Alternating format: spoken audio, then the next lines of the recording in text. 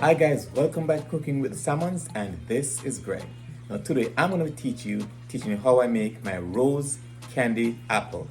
All right, this one is an interesting one. It's different than the regular candy apples that you normally see. This one is in the shape of a rose. I'm going to go ahead and teach you exactly how I do that. All right. Now before I do that, just go ahead and subscribe to our channel. Hit that post notification bell as well so you'll be notified each time we post. All right. And without further delay, let's get started.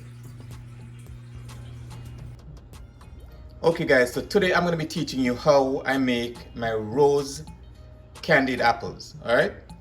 So right now, the ingredients we're going to be using would be 3 cups of granulated sugar, a cup of water, half cup of corn syrup, that's light corn syrup, and I'm using the Caro brand.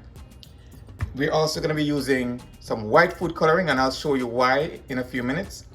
Also red, we're choosing red food coloring for roses, because most roses are normally red traditionally.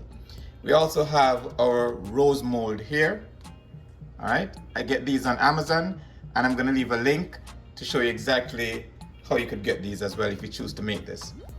Also, as you can see, our apples are already washed, cleaned, and we have already inserted some of the sticks. I've left one so I can show you exactly how we go about inserting it. And in terms of how to clean our apples, I'm going to leave a link in the description or a link above to show you exactly how we go about doing that. I can briefly explain to you because we have other videos on the channel which shows you exactly how to do it, but this is just specific to making rose candy apples. All right, so we go ahead and make sure that your apples are seated properly. Most apples are not, gonna be straight, so you just want to make sure that your stick is as straight as possible. So you go ahead and insert the sticks while the apple is already seated so that you have somewhat close to a straight stick. All right, now I'm going to go ahead and show you exactly how this is done. And also, before I forget, I'm going to be using some food flavoring. All right, so I have a pack here, a food flavoring. We can flavor the apples however we'd like.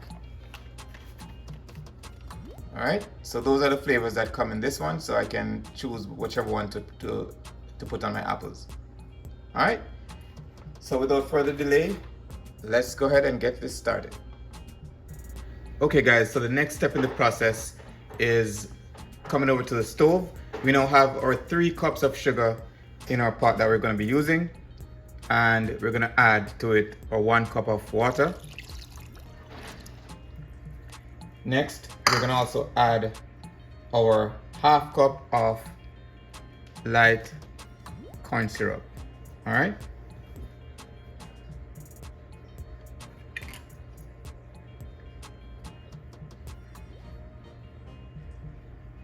All right, and we're going to go ahead and give this a stir.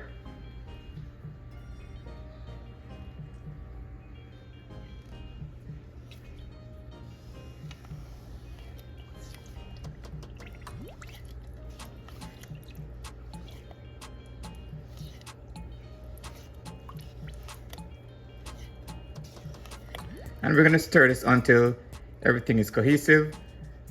The corn syrup, the sugar, is just one mixture. You don't have any dry sugar particles down there.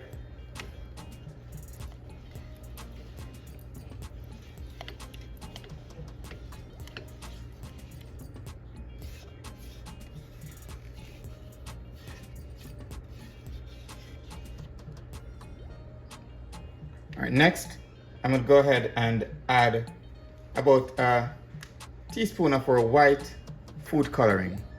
All right, now the reason we add white before we add the coloring that we're going to be using, the white will prevent the color from being translucent.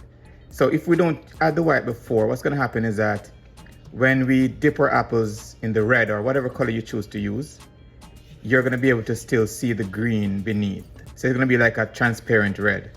Now with the white added before, it's going to make it like a primer. Like when you're painting the house and you use a primer, that's what the white is for.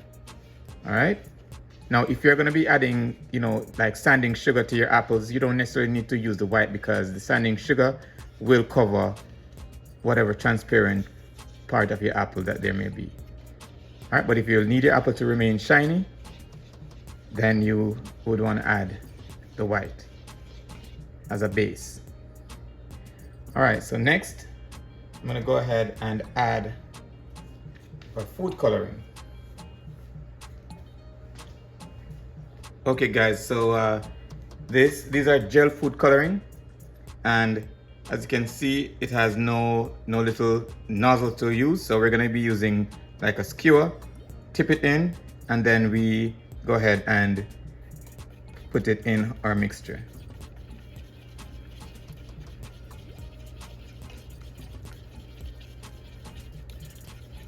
And you continue to do that until you achieve the desired red that you'd like.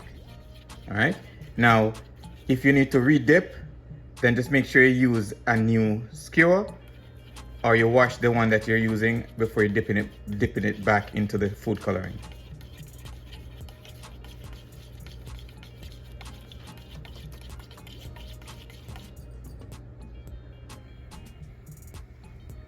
Okay guys, so after mixing a few drops of my gel food coloring, I achieved this color that I'm gonna try. I think I like this color. As I said, you can go ahead and add more if you want it to be darker, or if you want it to be lighter, you obviously add less. All right. So I'm gonna go ahead now and put this on low to medium heat, and I'm gonna add my Candied thermometer. All right. Now, make sure that it don't touch the bottom of the pot. Just make sure it hangs on and just touch the candy mixture itself, because if it touches the bottom of the pot, it's going to give you a false reading, because the bottom of the pot is going to obviously be hotter than the actual mixture. All right. And at 300 degrees, that's the time that we turn the stove off and take our candy out. At that point, it will be at a hard crack stage, and it will be ready to dip your apples. All right. So I'll be back to show you exactly what it looks like.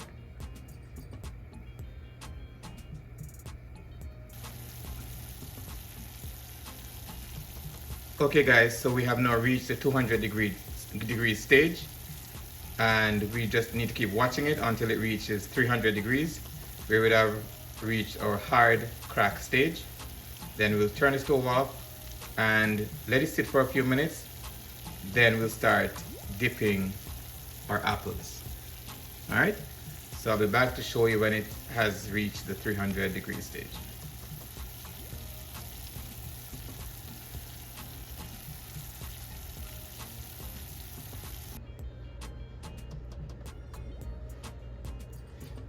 Okay guys, so we have finally reached the 300 degrees hard crack stage.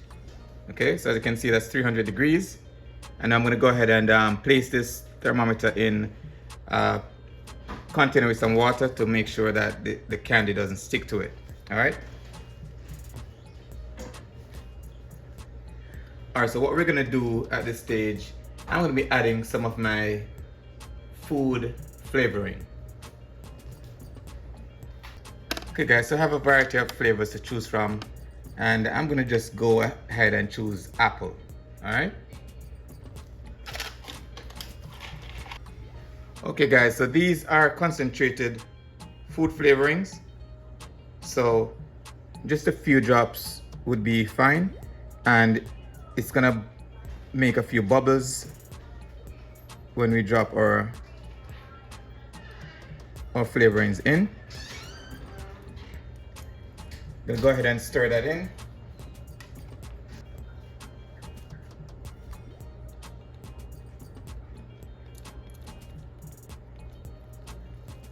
As you can see, those are the bubbles I was talking about earlier. When that's a result of adding the food flavoring to the mixture. All right. All right. So what I'm gonna do next, I'm gonna let this sit for just a few minutes so that the bubbles can dissipate. Because if we don't, then when we dip our apples, it's gonna have a golf ball effect on it as a result of these bubbles. All right. So in other words, it'll have some dimples and you don't want that.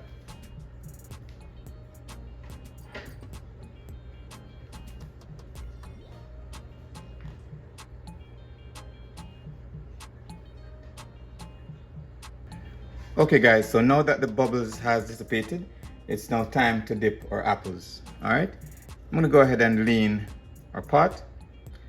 Gonna go in with our apple.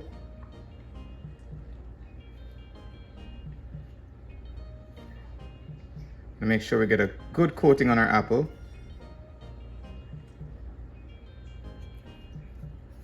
And then we're gonna drain the excess into our mold.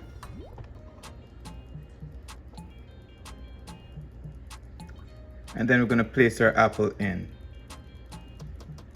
All right. I'm gonna go ahead and do another one.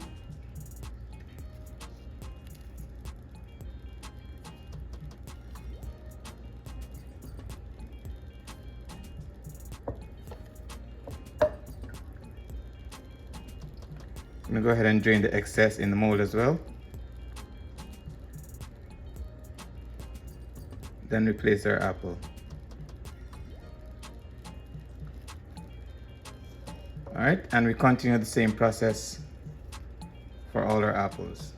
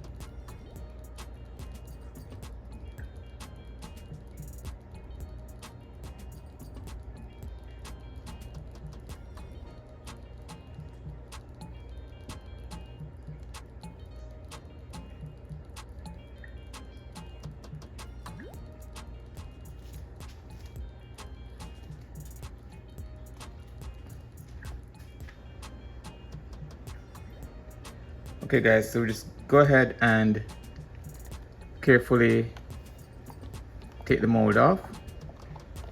I take the apple out of the mold. And here we have our beautiful candy apple rose. All right.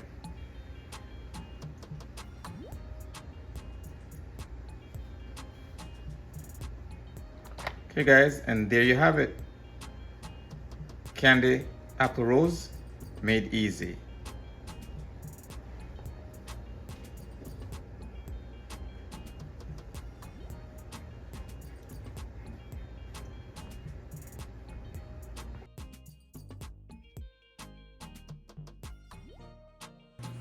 And there you have it.